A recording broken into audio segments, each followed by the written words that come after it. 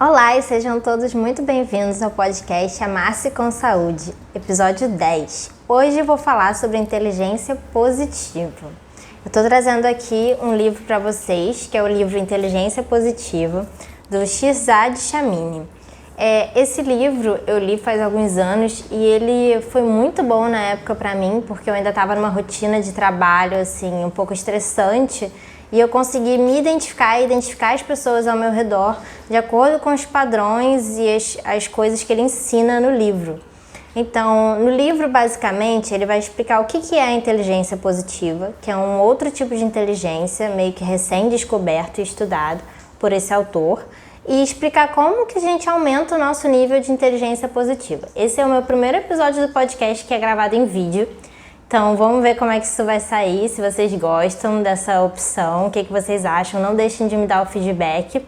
E vamos direto no assunto, porque a gente tem muito para falar aqui hoje e é muito legal esse livro.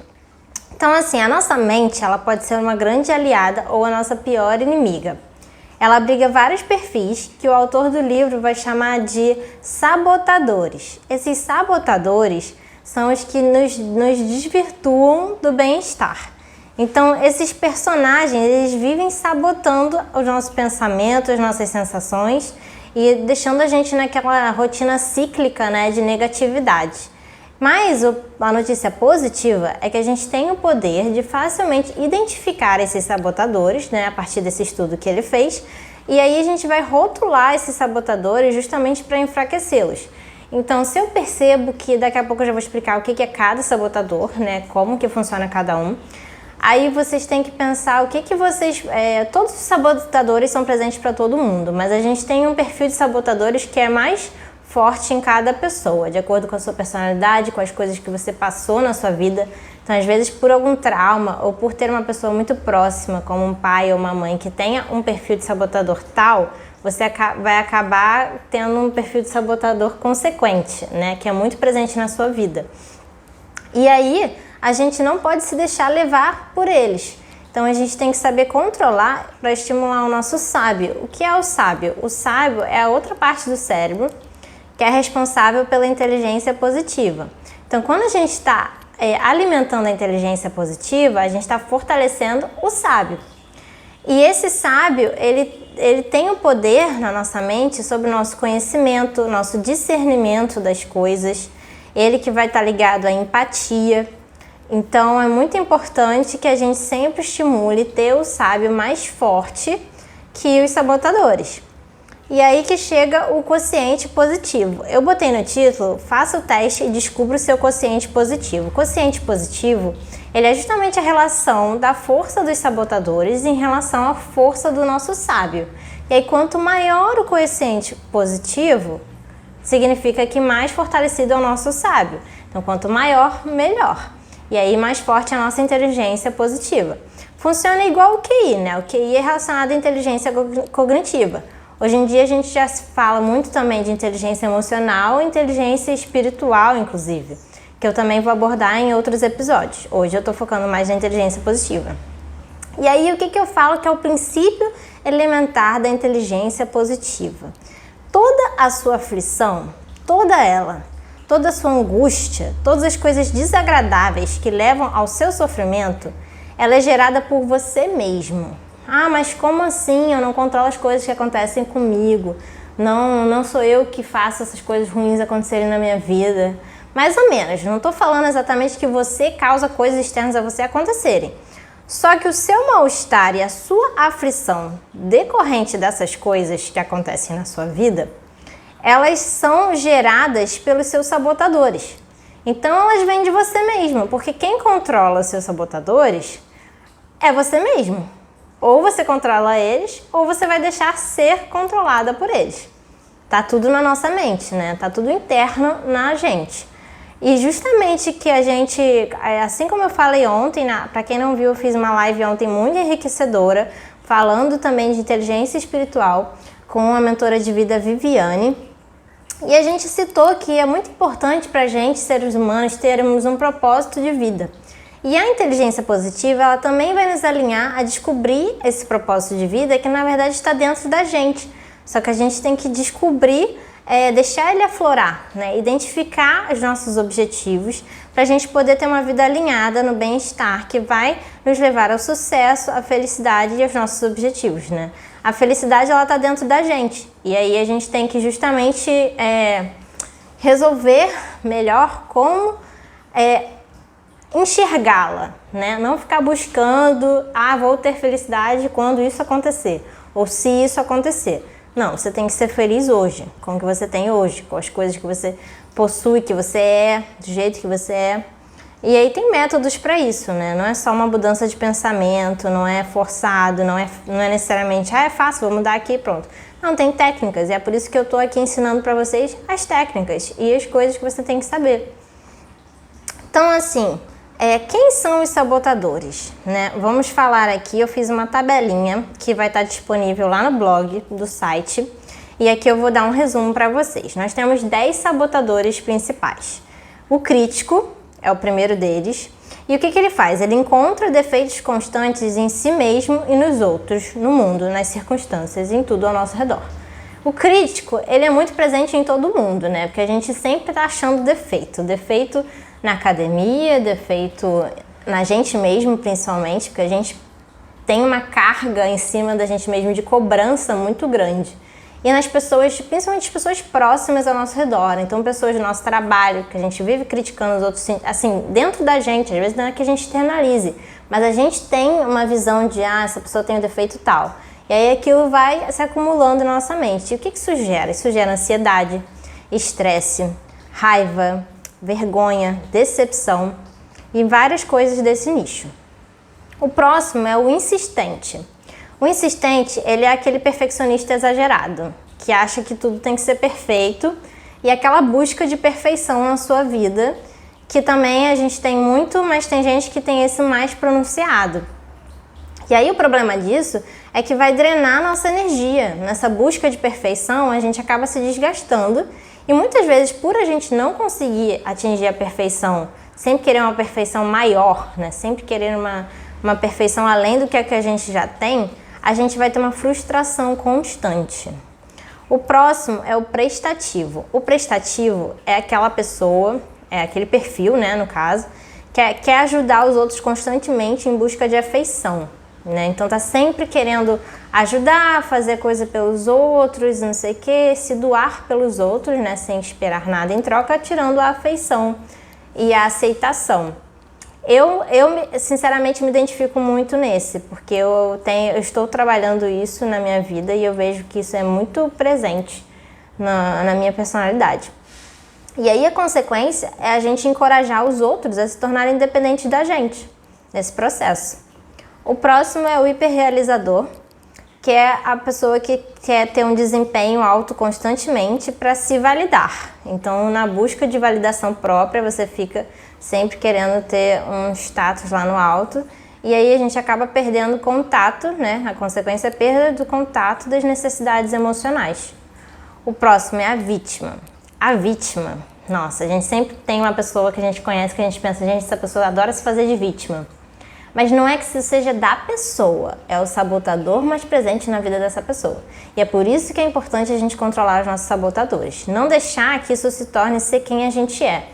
Essa pessoa é crítica, essa pessoa é vítima, essa pessoa é prestativa demais?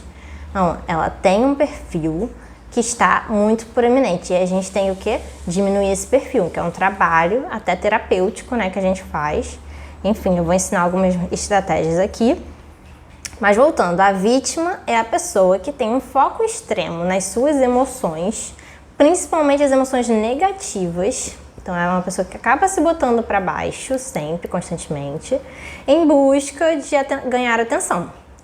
E aí uma consequência é que as pessoas ao redor acabam ficando frustradas porque essa pessoa não fica feliz por muito tempo. Então é como se fosse uma pessoa difícil de agradar. Você sempre está querendo ajudar aquela pessoa, mas você vê que a pessoa que meio que se vê como vítima, mesmo que ela fique feliz, não é uma felicidade duradoura. Então isso afeta muito os relacionamentos das pessoas.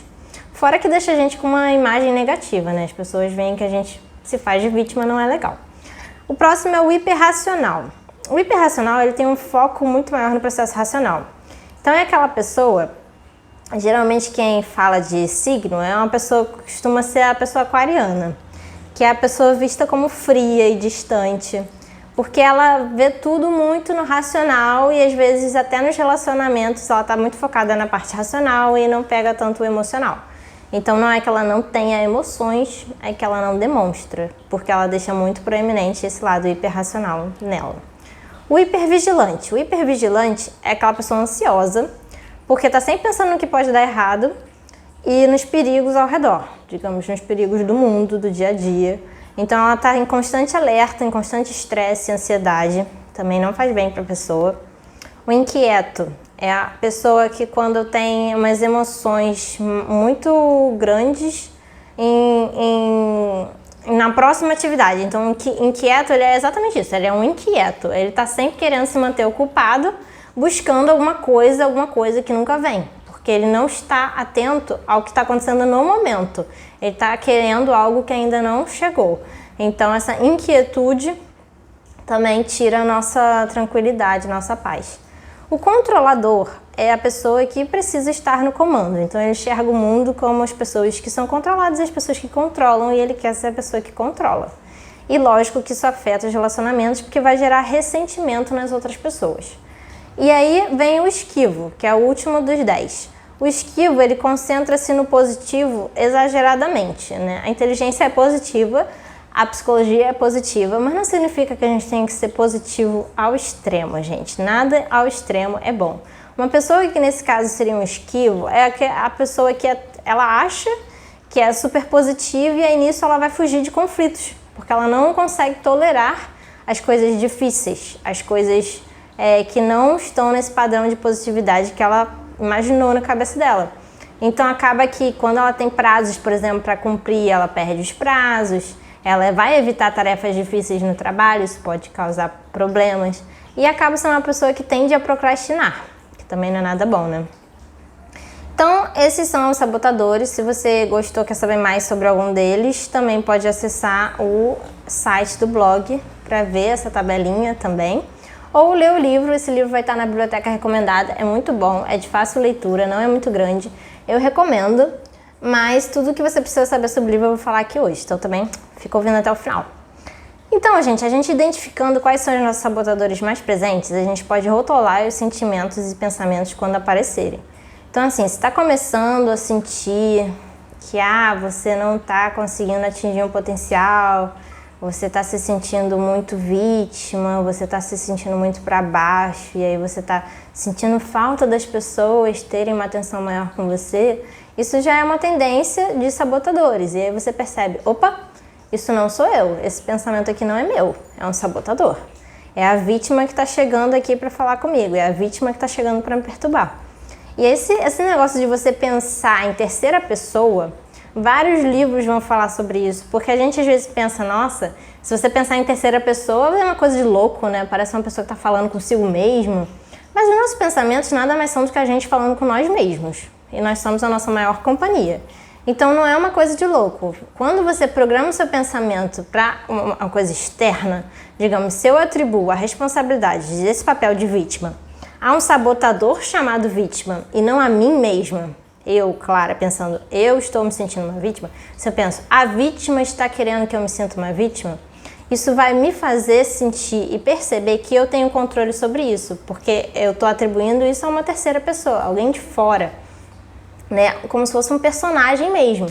Tanto que uma dica que ele vai falar que é legal, eu não faço, mas eu acho legal, para quem faz, é que você mesmo pode dar o nome do seu sabotador. Então, assim, se você vê que você tem muito essa coisa da vítima e você quer controlar melhor, você pode não chamar de vítima, chamar de... Ele dá exemplo de Darth Vader, ou enfim, algum personagem que você acha que combine com o nome.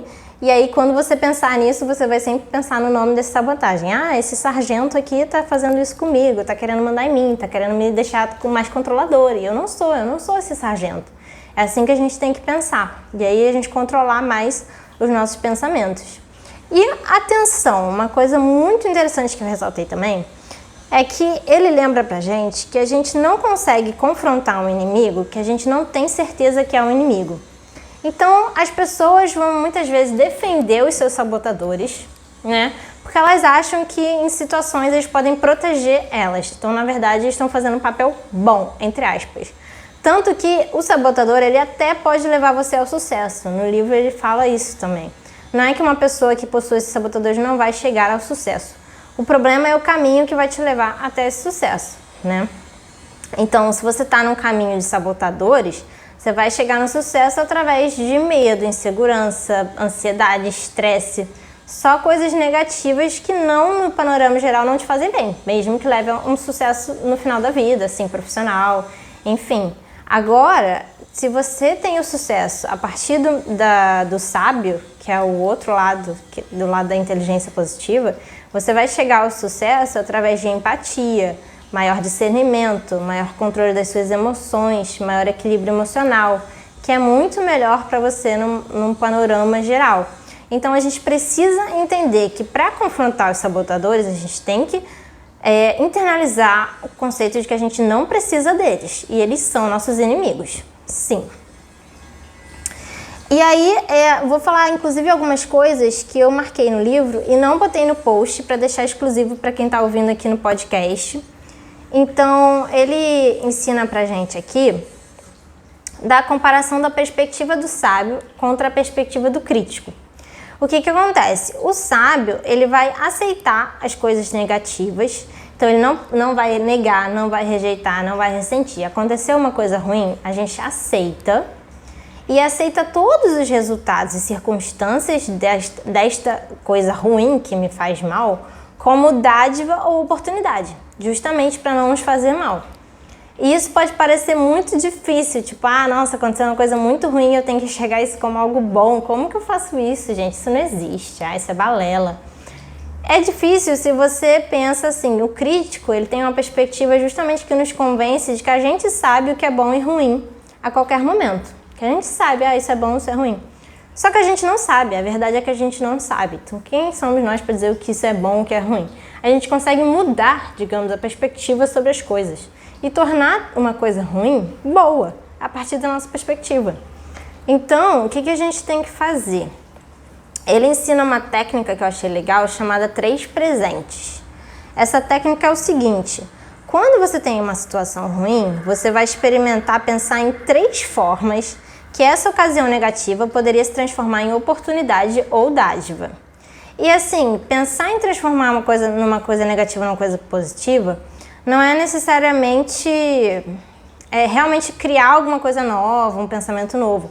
Só de você conseguir deixar essa situação negativa para trás, então não deixar aquilo te segurar, digamos, aconteceu, passou, esqueci, não vai me afetar, não vai afetar minha vida. Isso já é considerado uma dádiva, porque já é um controle que você tem sobre a situação. Então, só de você poder deixar isso para trás, já está ótimo. Nem precisa necessariamente transformar em algo positivo, ver como algo positivo. Não é necessário, mas já é ótimo. Geralmente eu faço isso. Eu, na minha vida, costumo deixar as coisas passarem e não me afetarem. E aí, gente, tem uma questão de motivação, que é um quadrinho que ele explica, que é o seguinte: a gente tem 3 motivações primárias para nossas necessidades de sobrevivência emocional. Uma é a independência, então a gente manter uma independência. Outra é a aceitação, que é a gente querer ser aceito pelos outros e conquistar a afeição dos outros. E aí vem a segurança, que é da gente controlar as ansiedades da nossa vida, a gente se sentir seguro. São necessidades emocionais, cada um vai ter uma mais proeminente. E aí, de acordo com a sua mais proeminente, depois tem os 3 estilos, que são os estilos que a gente satisfaz essas necessidades. Então, você pode lidar com essa sua necessidade de forma afirmativa, que é uma maneira de você tomar atitudes que fazem com que realize essa sua necessidade. É a mais simples e direta, né? Você toma atitudes para conquistar a independência, ou toma atitudes para conquistar a aceitação e segurança, enfim. O próximo é conquistar, que você dedica a conquistar a realização de sua necessidade de independência, aceitação ou segurança. Então, ela é parecida com afirmar, mas é uma coisa de conquista, né? Você quer essa realização e você quer conquistar isso. E evitar, que você se afasta ou afasta a sua atenção das atividades e pensamentos para realizar essa necessidade. Então você se afasta de outras coisas para focar nessa necessidade. Então cada um vai ter um perfil mais proeminente. E aí, de acordo com o perfil de motivação e de estilo, ele monta uma tabelinha que são os 9 sabotadores cúmplices. Essa tabelinha também está lá no blog, que é para você identificar, de acordo com o que você vê que é o seu estilo mais preeminente, a sua motivação emocional mais preeminente na sua vida, você vai identificar o sabotador cúmplice que mais está presente na sua vida também, que está aqui na tabela. Aí eu não vou ficar explicando a tabela, porque está lá no blog, e não vem ao caso. E aí ele também tem um site online que é para você fazer o seu teste de inteligência positiva e aí você avaliar os seus sabotadores. Nessa mesma página, eu vou deixar o link tanto na descrição do podcast quanto lá no blog. Tem esse teste, ele é gratuito, e aí você pode também fazer o teste do quociente de inteligência positiva, que é um número percentual, e são 2 testes gratuitos que ambos valem muito a pena serem vistos. Eu já fiz há muito tempo, mas eu quero fazer de novo, porque eu tenho certeza de que com certeza eu melhorei nesse tempo. E vale muito a pena fazer de tempos em tempos, justamente para acompanhar o seu desempenho nesse exercício e ver se você está conseguindo melhorar e fortalecer sua inteligência positiva.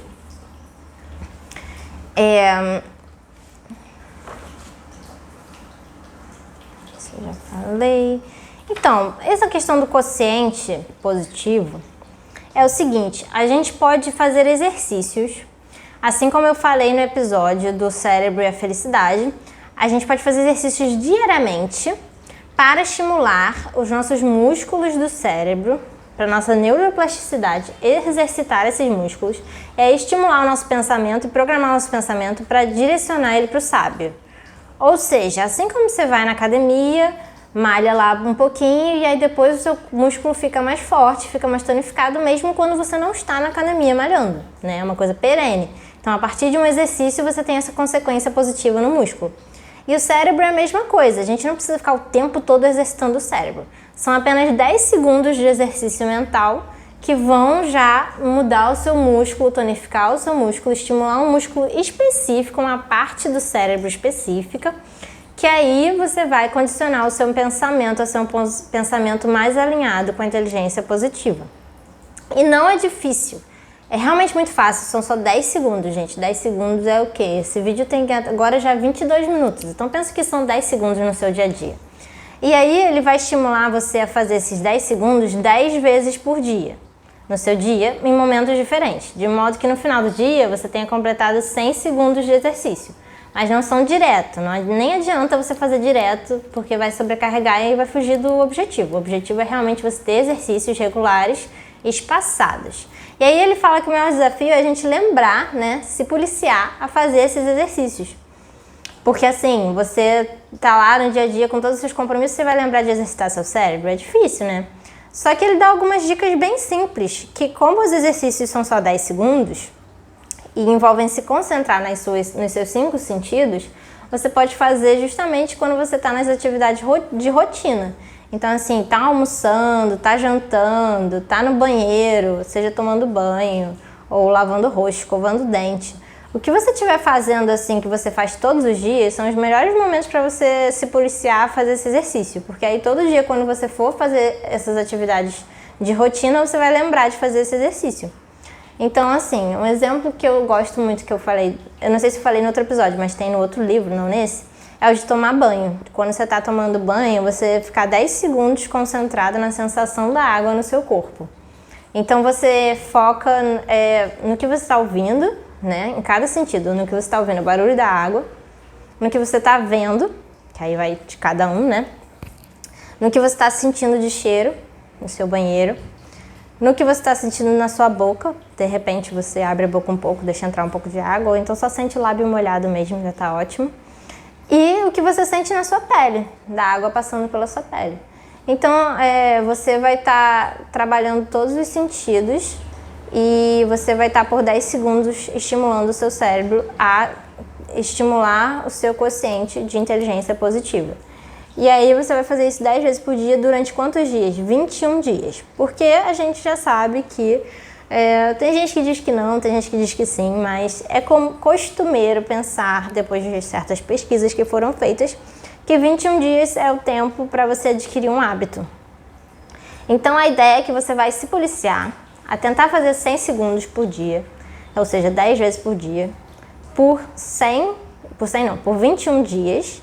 E aí depois disso, você já vai fazer naturalmente e não precisa ficar lembrando, tem que fazer 10 vezes por dia. Não, você vai fazendo nas vezes que você lembrar e vai ser natural, assim, você já vai tá no banheiro e já vai fazer isso. E aí, também é legal que você pode fazer quando você está ouvindo música ou quando você está fazendo exercício físico, quando você está com pessoas que você gosta, quando você está comendo, e isso realmente transforma a experiência ao comer. Eu achei legal que ele dá umas aplicações no final do livro. E ele fala das pessoas que querem emagrecer, que às vezes elas nem precisam de dieta, só delas se concentrarem e praticarem essa atenção plena, esses segundos dedicados à sensação na hora de você se alimentar, você mastiga muito mais devagar, dá muito mais atenção e sente mais sabor no alimento, e aí você não precisa de tanta comida para se saciar, porque você não come por ansiedade, você come por um prazer e por uma necessidade mesmo. Então isso também te ajuda a emagrecer. São várias aplicações que ele dá, mas eu não vou falar delas aqui, mas você pode usar isso em vários campos da sua vida, né?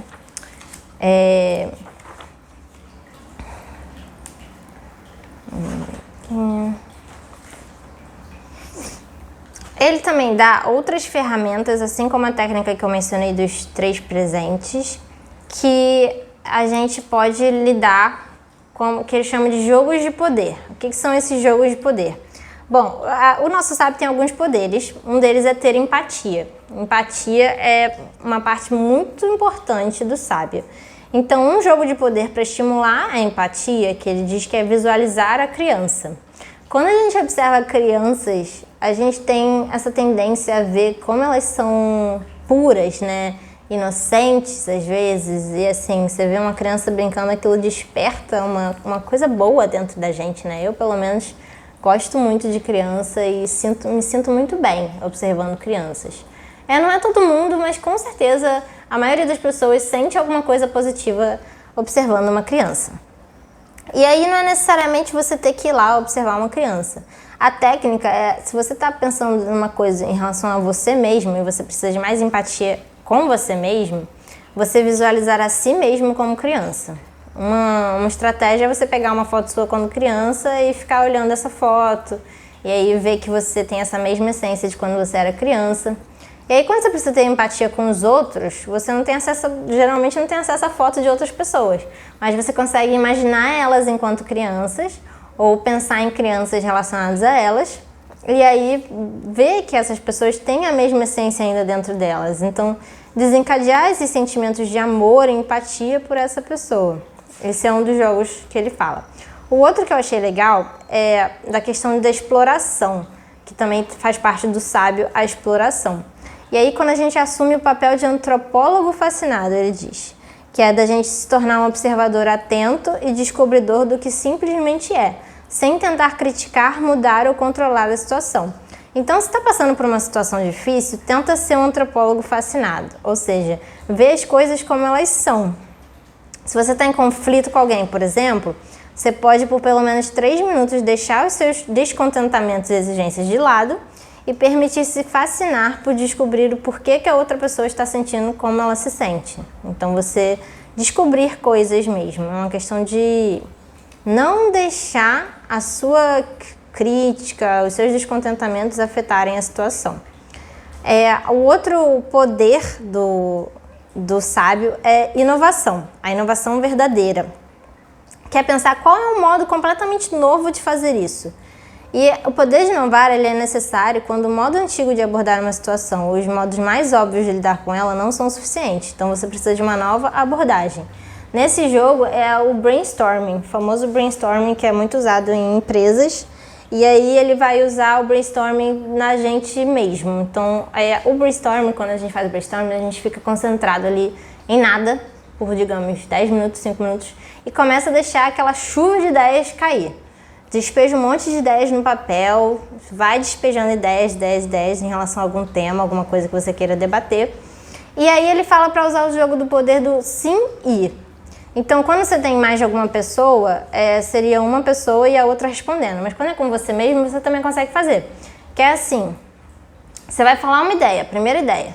Aí na próxima ideia, a próxima pessoa tem que falar sim, o que adoro nessa ideia é tal, e aí outra ideia.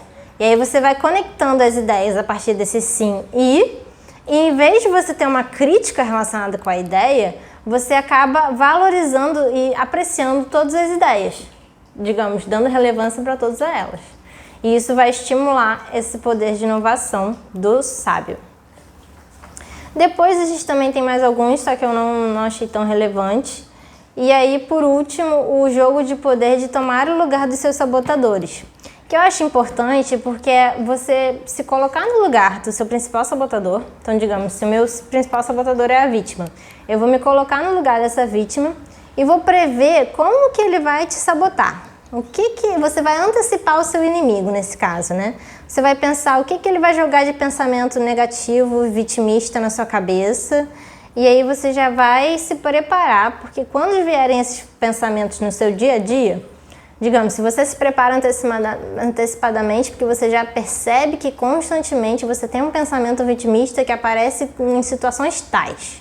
E aí no dia a dia tá lá e acontece uma dessas situações. Você vai perceber vindo esse pensamento e você vai identificar, opa, eu pensei que isso fosse acontecer. Esse é o vítima aparecendo. E aí só de você identificar, você vai poder se libertar desse pensamento muito mais fácil, porque você vai interceptar ele e falar, esse pensamento não é meu. Esse é o vítima aparecendo aqui para me perturbar.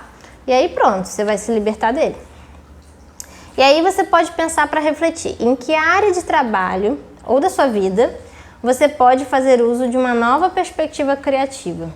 E aí você faz aquele jogo do sim e fica escrevendo uma ideia após a outra por 10 minutos sem avaliação e descobrindo várias ideias e estratégias novas para lidar com as coisas. Isso é bem legal, principalmente se você está querendo uma inspiração, né, estímulo de criatividade, você está precisando de uma solução do seu trabalho. Então é um exercício muito bom. Aí vem a questão do vórtice de QP. O que é o vórtice de QP? O ideal, para você que quer saber, o ideal do número que vai aparecer no seu teste. O QP ideal, assim, mais positivo, é a partir de 75. Por quê? 75 é o ponto de virada, que ele chama de vórtice.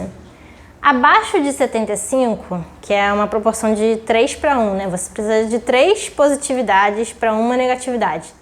É o tanto que a gente tem o costume e esse ciclo vicioso de negatividade na gente, a gente precisa de 3 vezes mais positividade para combater uma negatividade. Basicamente isso.